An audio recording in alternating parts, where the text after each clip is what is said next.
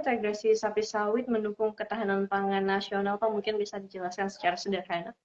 Oke, terima kasih Mas Saza. Jadi produk dari sapi adalah daging. Produk utamanya adalah daging itu Mas Saza. Jadi daging ini kalau dikonsumsi kita sebagai manusia atau penduduk Indonesia adalah sebagai sumber protein.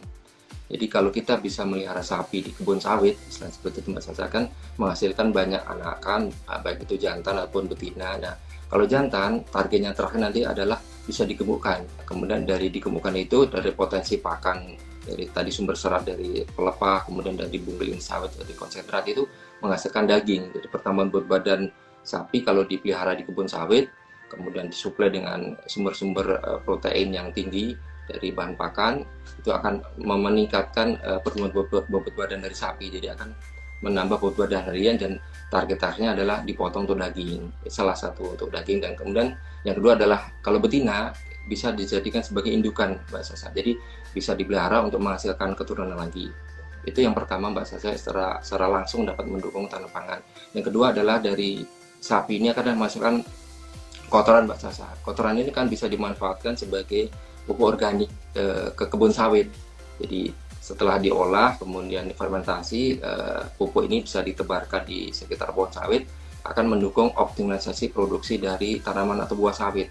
Nah kalau kita kan tahu semua ya Mbak Sasa, sebagian besar minyak goreng di Indonesia adalah dari sawit, dari buah sawit. Kita ada produksi yang terbesar di dunia seperti itu.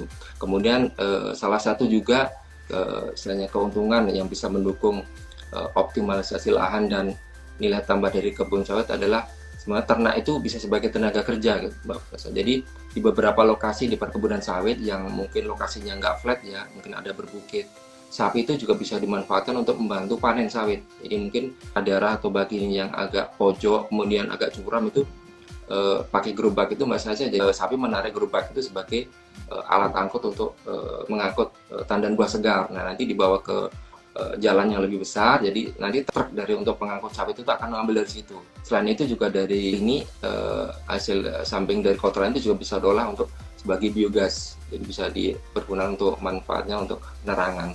Sebenarnya banyak juga sih manfaat yang bisa yang dihasilkan atau bisa diambil dari integrasi. Salah satunya juga bisa sebagai menekan pertumbuhan gulma. Jadi sapi bila dipelihara secara ekstensif di kebun sawit itu bisa memakan itu Mbak gulma-gulma yang di sekitar pohon sawit, jadi itu kan mengganggu pertumbuhan sawit nih Mbak. Jadi itu bisa dioptimalkan, jadi gulmanya bisa terkurangi tapi sapi juga dapat makan gitu. Terus kemudian ini Mbak Safra, jadi sapi itu kan kalau dipelihara bisa sebagai tabungan itu Mbak Sasa. Nah, tabungan nanti mungkin anak kita mau bayar sekolah atau mungkin kita mau punya hajat, ada hajat di kampung kan ada itu Mbak, ada sunatan, ada pernikahan, itu kan bisa dioptimalkan dari sapi itu. Kemudian kan sebagian besar ini di kebun sawit rata-rata kan juga ada transmigrasi itu dari Jawa Mbak yang mengoptimalkan. Jadi di Jawa itu ada filosofi sapi itu sebagai rojokoyo. Rojokoyo itu artinya bahwa sapi itu merupakan bagian dari kehidupan gitu. Jadi disayang sebagai bagian keluarganya lah seperti itu Mbak. Dan itu juga salah satu mungkin di daerah sawit itu kan ada mungkin hiburan agak kurang ya dibandingkan kita yang di kota gitu kan. Sebenarnya tadi contohnya yang menarik tandan buah segar dari gerobak itu kan sebenarnya hiburan juga itu Mbak, buat anak-anak bisa kan kosong tuh ke sana bisa ke gerobak seperti itu Mbak. Jadi sebenarnya hal-hal itu yang selain tadi yang utamanya adalah pemenuhan daging, tapi beberapa hal lain yang bisa mendukung terkait dengan optimalisasi lahan dan potensi dari kebun sawit Mbak Sasa.